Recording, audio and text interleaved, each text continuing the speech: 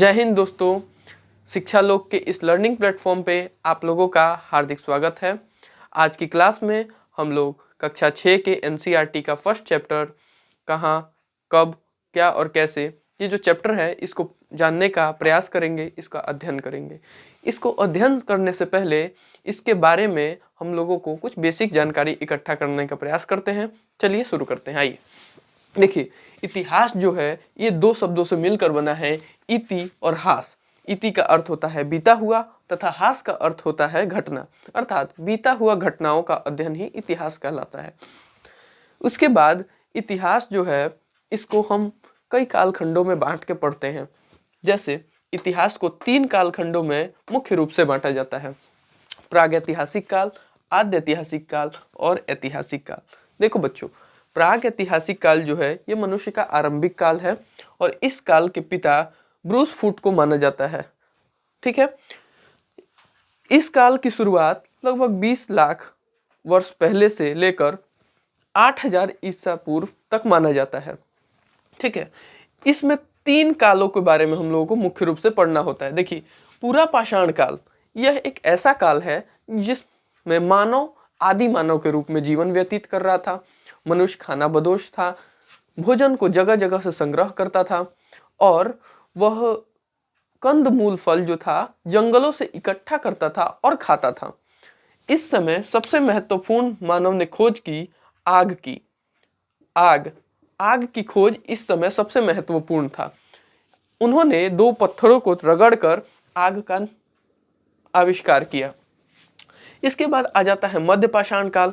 मध्य पाषाण काल भी बहुत महत्वपूर्ण था। इस समय मानव जो था वो एक दूसरे से संबंध बनाना शुरू कर चुका था, अर्थात रिश्ते नाते बनना शुरू हो चुके थे। इस कारण हमें साक्ष्य मिलते हैं कि इस समय मनुष्य ने अंत्योष्टि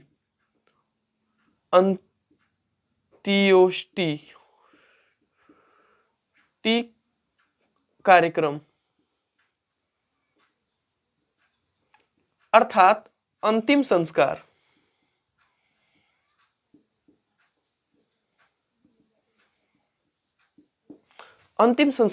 करना शुरू कर दिया था। ठीक है, इस समय जो मानव था वह पशुओं को पालने के और भी अग्रसर हुआ।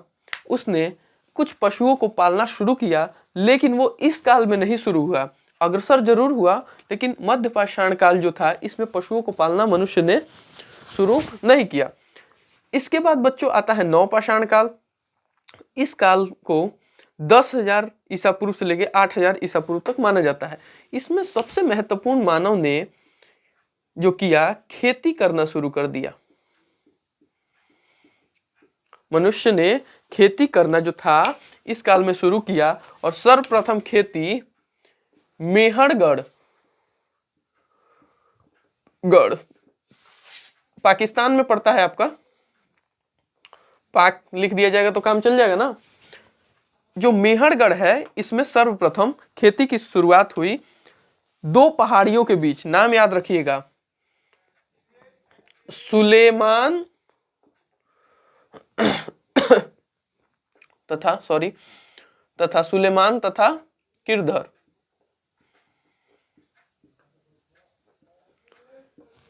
सुलेमान तथा किरधर जो थी पहाड़ियों के बीच खेती का हम लोगों को प्रमाण मिलता है।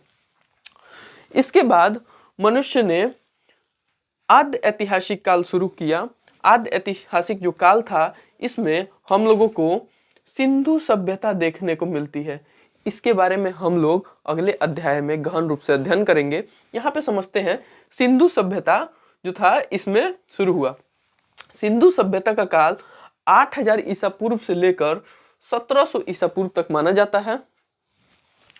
इसके बाद हम लोगों का ऐतिहासिक काल शुरू होता है। इसमें प्रथम बार वैदिक काल,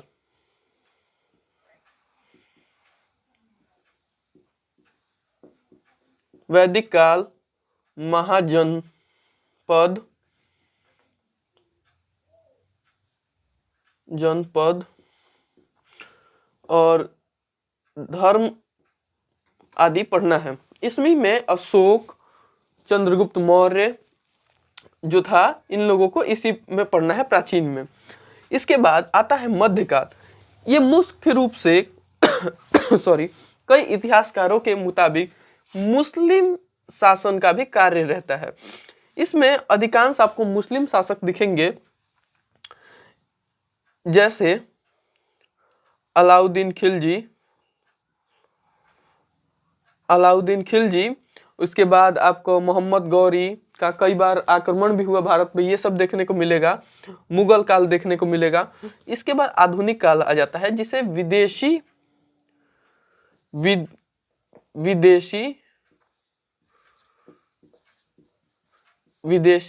साम्राज्य के नाम से भी जाना जाता है।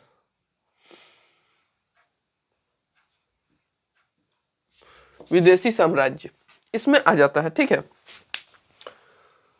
चलिए इसके बाद अब हम लोग पढ़ने का प्रयास करते हैं। चलिए चैप्टर को शुरू करते हैं। चैप्टर का नाम है क्या, कब, कहां और कैसे। अर्थात हम लोग इतिहास के बारे में क्या जान सकते हैं, इतिहास में कब कब कौन सी घटनाएं हुई है, कहां हुई है और कैसे हुई है, इस सभी को जानकारी करना है इस चैप्टर में। चैप्टर के शुरू होते ही आप लोग बुक अपने सामने रखिएगा। बुक में लिखा है रशीदा का सवाल। रशीदा एक अखबार पढ़ रही है, उसकी नज़र हेडलाइंस पे जाती है और लिखा होता है वहाँ पे कि 100 वर्ष पहले। अब उसके दिमाग में यह बात आती है कि इतने वर्ष पहले हम कैसे जान सकते हैं कि क्या हुआ। आगे बुक में हेडलाइन है, कैसे पता लगाएं, कि हम इतिहास को कैसे पता लगाएंगे, इसी के बारे में जानना है। देखिए कल क्या आपके साथ हुआ था, अगर मैं आपसे पूछूं कि कल क्या आपके साथ क्या क्या हुआ था, अगर मैं पूछूं कि कल के बारे में आप कुछ बताइए, आपके साथ अगर हुआ होगा तो आप मुझे स्वयं तो बता देंगे। अगर कुछ ऐसी घटनाएं होंगी देश से रिलेटेड, राज्य से रिलेटेड, तो न्यूज़पेपर है, अखबार जो है, न्यूज़पेपर, इनसे आप पता लगा सकते हैं। टीवी है, आज के तो ज़माने में फेसबुक है, यूट्यूब है, इन सभी माध्यमों से आप कल की बातें बताएंगे। अगर मैं आपसे पूछूं कि 1 वर्ष पहले की बातें बताइए, तो आप किसी ऐसे व्यक्ति से बात को जानकारी प्राप्त करेंगे जिसको उस समय की बातें याद हों। अगर आपको 1000 वर्ष पहले क्या हुआ था जानना हो, तो आप लोग कैसे जानेंगे? 1000 वर्ष पहले तो ना मैं था, ना आपके कोई जानने वाले होंगे, तो आप कैसे पता लगाएंगे कि 1000 वर्ष पहले क्या हुआ था? देखिए इसके जानने के लिए कई स्रोत हैं। जैसे हम लोग इसको जानने के लिए,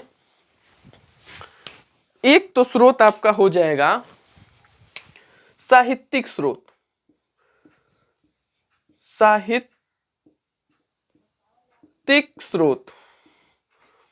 दूसरा हो जाएगा पुरातात्विक,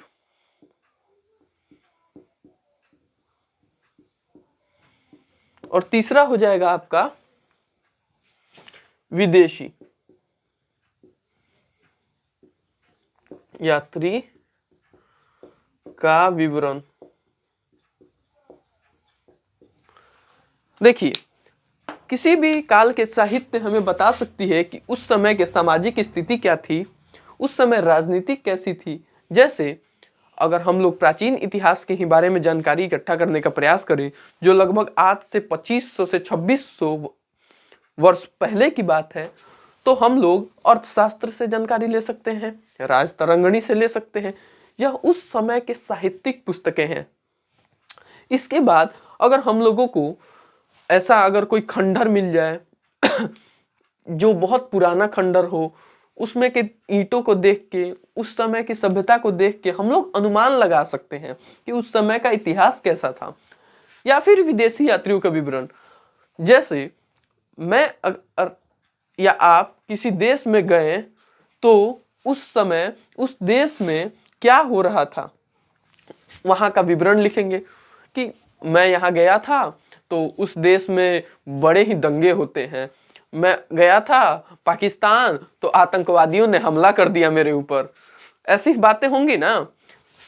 तो ऐसी बातों को विदेशी यात्री जहां जहां जाते थे पहले वो लिखते थे। चलिए अगला टॉपिक शुरू करते हैं। इस टॉपिक में लिखा हुआ है, सब लोग बुक देख रहे हैं ना, पहले ये बताइए। देखिए बुक में दूसरा टॉपिक जो है इसमें लिखता है कि अतीत के बारे में हम क्या जान सकते हैं। अब मान लीजिए अतीत के बारे में हम लोग जानेंगे तो सवाल तो सही है, क्या जान सकते हैं। तो हम लोग देखिए, पहली चीज, पहले के लोग क्या खाते थे, अर्थात खान पान जान सकते हैं। वो किस प्रकार के कपड़े पहनते थे, वस्त्र जान सकते हैं। उसके बाद वह कैसे घरों में रहते थे, किस प्रकार का घर था, नहीं था तो क्यों नहीं था, ये हम जान सकते हैं। उस समय के शिकारियों यानी आखेटकों के बारे में जान सकते हैं। उसके बाद पशुपालकों के बारे में जान सकते हैं। किसानों की क्या जीवन की स्थिति थी, ये जान सकते हैं। उसके बाद हम लोग राजाओं की क्या स्थिति थी, ये जान सकते हैं। व्यापारी जो थे उनका क्या महत्व था, उनकी क्या स्थिति थी, उनका क्या जीवन था, ये जान सकते हैं। शिल्पकारों, संगीतकारों, वैज्ञानिकों के जीवन के बारे में हम लोग कई प्रकार की जानकारियां इकट्ठा कर सकते हैं। इन सभी जानकारियों को हम लोग इकट्ठा कर सकते हैं। देखिए यह पाठ ही कहता है कि हम लोग क्या जान सकते हैं, तो इसी पाठ के अंतर्गत बता रहा है एनसीईआरटी कि हम लोग पहले के लोगों के बारे में, खान पान के बारे में जान सकते हैं, उनके वस्त्र के बारे में जान सकते हैं, उनका किस प्रकार का घर होता था यह जान सकते हैं। शिकारियों के बारे में, उस समय के जो थे कैसे शिकार करते थे, कैसे उन लोगों का आखेटन का मतलब जो निपुणता थी वो किस प्रकार की थी। पशुपालक कैसे पशुओं को पालते थे। किसान जो थे उनका जीवन कैसा था, किसान कैसे जीवन व्यतीत करते थे, वह धनवान थे या गरीब थे। राजाओं की क्या स्थिति थी, व्यापारी कैसे थे उस समय के, शिल्पकार कैसे थे, जो संगीतकार थे संगीत जो लिखते थे उनकी क्या स्थिति थी, वैज्ञानिकों की क्या स्थिति थी। आप बोलिएगा वैज्ञानिक, ये तो आजकल के होते हैं, पहले वैज्ञानिक नहीं थे, तो ऐसा गलत है। आर्यभट्ट जो है प्राचीन काल के वैज्ञानिक हैं। आर्यभट्ट